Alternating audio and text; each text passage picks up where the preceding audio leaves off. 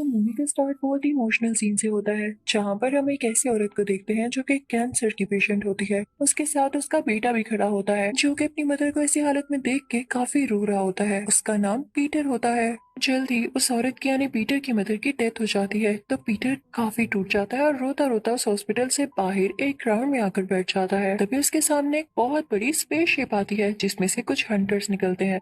वो in fact space में कुछ चोरियां किया करते थे। इनके लीडर का नाम योंडू था, और योंडू के कहने पे ही वो सारे हंटर्स इस बेचारे पीटर को उठाकर ले गए। वो लोग इसे स्पेस में ले आते हैं। अब पीटर वहाँ ही बड़ा होता है, और इस बात को 26 साल यानी 26 ईयर्स हो जाते हैं। पीटर ऑब्वियसली अब 30+ हो चुका था। वो इन्हीं हंटर्स और योंडू के पास रहा करता था। अब एक दिन ऐसा आता है जब वो लोग पीटर को एक काफी बड़ा टास्क देते हैं, दूसरे प्लेनेट से कोई स्टोन चुराने का टास्क, जो कि कोई आसान काम नहीं था। पीटर ये काम काफी आसानी से कर लेता है, क्योंकि वो अब प्रोफेशनल चोर बन चुका था। दूसरी तरफ हम एक और आदमी को देखते हैं, जो कि काफी जायंट और खौफनाक लग रहा होता है। उसने अपने मुंह पर ब्लैक और व्हाइट पेंट कर रखा था, और जो सूट उसने पहन रखा था वो भी ब्लैक और लेदर का बना हुआ था। वो स्पेस में बहुत बुरे काम करता था, जैसे वो स्पेस को तबाह कर रहा हो। इस आदमी का एक असिस्टेंट होता है, और इस खौफनाक आदमी ने भी अपने असिस्टेंट से यही कहा होता है कि दूसरे प्लेनेट से वो स्टोन चुरा कर लाओ। लेकिन जब तक वो बेचारा वहां पर जाता है, तो वो स्टोन पहले से ही कोई चुरा कर ले गया होता है, कोई और नहीं बल्कि पीटर। पीटर इस आदमी के आने से पहले ही वो स्टोन चुरा के जा चुका था, यानी काफी स्पीडी और टैलेंटेड था वो। लेकिन यहाँ एक अनएक्सपेक्टेड चीज होती है।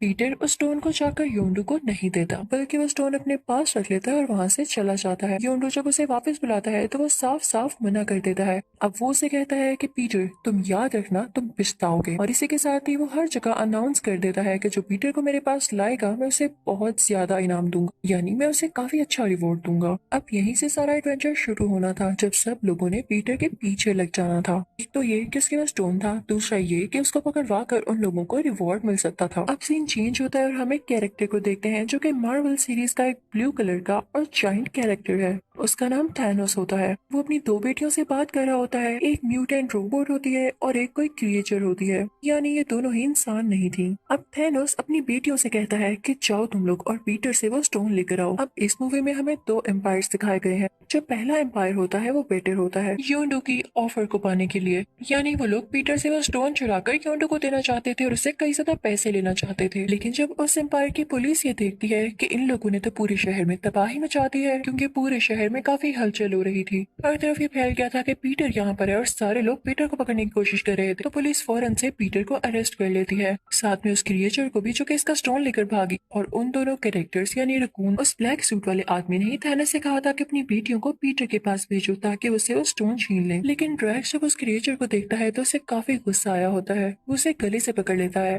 अब ड्रैक्स उस क्रिएचर को मारने ही वाला होता है, तभी पीटर उसे कहता है कि रुको, तुम्हारे पास एक अच्छा चांस है उस ब्लैक सूट वाले आदमी को खुद मारने का। ये क्रिएचर तुम्हें उस तक पहुंचा सकती है, तो तुम इसको मार के वो रास्ता बंद करना चाहते हो। तो ड्रैक्स यहाँ पर इस क्रिएचर को छोड़ देता है। अब कुछ देर बाद वहाँ पर लाए गए सारे लोग पीटर से अपने अपने प्लान्स डिस्कस करने लगते हैं, यानी उसे ट्रिक करने की कोशिश कर रहे होते हैं। अब थैनोस की बेटी यानी क्रिएचर पीटर से कहती है कि क्या तुम जानते हो इस स्टोन के अंदर क्या है? ये एक पावर स्टोन है, जिसकी कीमत और वैल्यू बहुत ज्यादा है। अगर हम यहाँ से बाहर निकल जाएं, तो मैं तुम्हें कोई कस्टमर दे सकती हूँ, जो कि इस पावर स्टोन को काफी अच्छी कीमत में खरीद लेगा। हालांकि वो ऐसा करना चाहती ही नहीं थी, क्योंकि उसका फादर और वो ब्लैक सूट वाला आदमी स्टोन को पाना चाहता था। वो हालांकि उसे ये भी बताती है कि मेरे फादर और वो ब्लैक सूट वाला आदमी दोनों स्टोन को पाना चाहते हैं, यानी वो दोनों साथ नहीं मिले हुए। दूसरी तरफ वो रकून भी पीटर के पास आता है और कहता है कि हम इस जेल से बाहर निकलते हैं। वहाँ सीन थैनोस पर शिफ्ट होता है। थैनोस हर पावर स्टोन को चुराना चाहता था ताकि दुनिया में बैलेंस रह सके।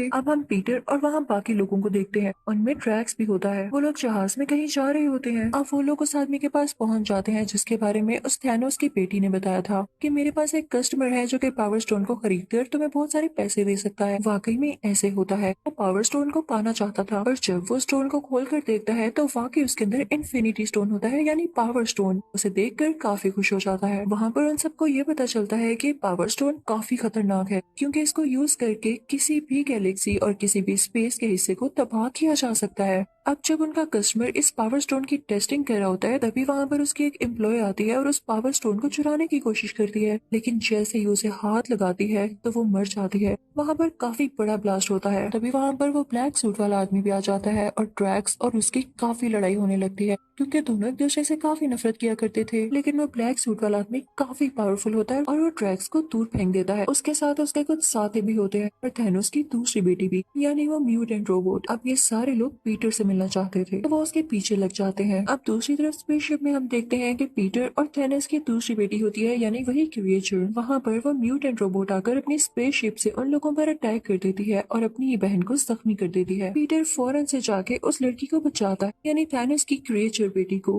अब इसी बात का फायदा उठाते हुए वो ब्लैक सूट वाला आदमी अपनी टीम के साथ उस पावर स्टोन को लेके वहाँ से चला जाता है। दूसरी तरफ पीटर काफी वरीड होता है, क्योंकि उनका स्पेसशिप डिस्ट्रॉय हो चुका, तो उसे एक आइडिया आता है कि योंडू उसे ढूंढ रहा है। अगर वो उसे अपने बारे में बता देगा कि उस वक्त कहाँ पर है, तो जाहिर सी बात है कि योंडू आकर उसे अपनी स्पेसशिप में ले जाएगा। लेकिन अगर उसने ऐसा ना किया तो वो इसी स्पेसशिप में पड़ा पड़ा मारा जाएगा। तो वो ऐसे ही करता है, वो योंडू को अपनी लोकेशन बता देता है। अब योंडू वहाँ पर आता है तो वो पीटर को और उस क्रिएचर को अपने साथ ले जाता है। योंडू उस पे काफी गुस्सा होता है और कहता है कि तुमने मेरे साथ धोखा किया है, मैं तुम्हें मार डालूंगा और साथ इस क्रिएचर को भी। तभी वहाँ पर वो रकून और वो दरख्त जैसा दिखने वाला आदमी आ जाता है। वो अपनी स्पेसशिप पर होते हैं, तो वो लोग योंडू से कहते हैं अगर पीटर को कुछ किया तो हम तुम्हें मार डालेंगे। तो योंडू थोड़ा डर जाता है और उन पर अटैक नहीं करता। अब पीटर योंडू से कहता है कि आप मेरी पूरी बात सुने, मुझसे स्टोन वो ब्लैक सूट वाला खौफनाक आदमी ले गया। अब आप भी वो स्टोन चाहते हैं, मैं भी चाहता हूँ, तो क्यों ना हम एक ही टीम में हो जाए और मिलकर उससे लड़े और ये स्टोन वापस ले आए। तो योंडू पीटर से कहता है कि बात तो तुमने ठीक की है, तो ठीक है, हम उसे स्टोन मिलकर लेकर आएंगे। दूसरी तरफ हम उसी ब्लैक सूट वाले आदमी को देखते हैं, जो कि स्टोन को पाकर काफी खुश था। वो स्टोन को अपने हैमर में फिक्स कर लेता है और काफी ज्यादा पावरफुल हो जाता है। अब वो जब चाहता दुनिया को या स्पेस को तबाह कर सकता था। जब थानोस को यह खबर होती है कि स्टोन उसने अपने पास रख लिया है, तो उसे काफी जेलसी होती है और उसे काफी बुरा लगता है। वो दोनों एक दूसरे से नफरत करने लगते हैं। अब आप सोच रहे होंगे कि थानोस की दूसरी बेटी, जो कि एक म्यूटेंट रोबोट है, वो अपने फादर के साथ क्यों नहीं है और वो उस ब्लैक सूट वाले आदमी का साथ क्यों दे रही है।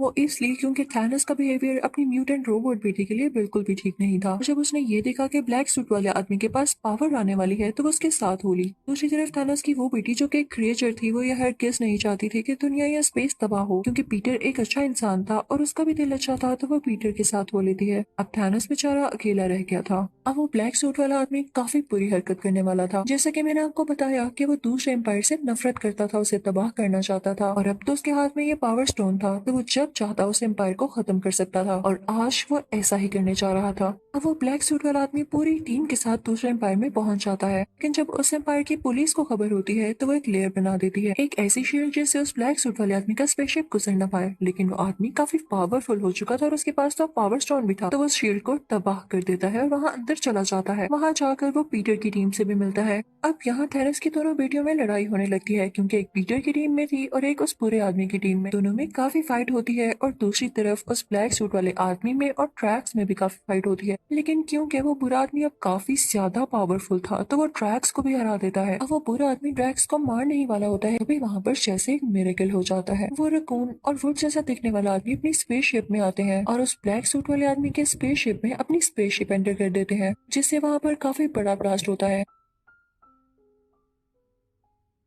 लेकिन इससे पहले ही वो वुड जैसा दिखने वाला आदमी एक शील्ड बना चुका था, जिससे पीटर की टीम को कुछ भी ना हो पाना था। लेकिन इसकी वजह से वो वुड जैसा दिखने वाला आदमी सेक्रीफाइस हो जाता है। सब कुछ तबाह हो चुका था, लेकिन वो ब्लैक सूट वाला आदमी अभी भी जिंदा था, क्योंकि उसके पास वो पावर स्टोन था, और जिसके पास पावर स्टोन हो वो इमोर्टल हो जाता है। उसके पास ह्यूज पावर्स आ जाती हैं। लेकिन तभी वहाँ पर कौन काफी अच्छा काम करता है। उसके पास एक रॉकेट लॉन्चर होता है, जिससे वो उस बुरे आदमी यानी ब्लैक सूट वाले आदमी के हैमर की तरफ शूट करता है। उसका बड़ा से हैमर टूट जाता है और उसमें से पावर स्टोन बाहर आ जाता है। पीटर फौरन से आकर उसे कैच कर लेता है। लेकिन तभी वहाँ पर पीटर की टीम को याद आता है, पहले भी जब एक लड़की ने अपने हाथ से स्टोन को पकड़ने की कोशिश की थी, तो वो मारी गई थी और बहुत बड़ा ब्लास्ट हुआ था। यानी इस पावर स्टोन में इतनी ज्यादा एनर्जी है कि एक नॉर्मल इंसान इसको बेयर नहीं कर पाता। तो वहाँ पर पीटर की सारी टीम आ जाती है और उसका हाथ पकड़ लेती है, जिससे उस पावर स्टोन की एनर्जी डिवाइड हो जाती है और उसमें से जो रेस निकल रही होती है वो उस बुरे आदमी की तरफ फेंकते हैं, यानी उस ब्लैक सूट वाले आदमी की तरफ, जिससे काफी बड़ा ब्लास्ट होता है। इस तरह से फाइनली वो बुरा आदमी मर जाता है। इन लोगों के पास ये पावर स्टोन आ चुका था और तभी वहाँ पर योंडू भी आ जाता है, यानी उन हंटर्स उसका लीडर वो पीटर से कहता है कि लाओ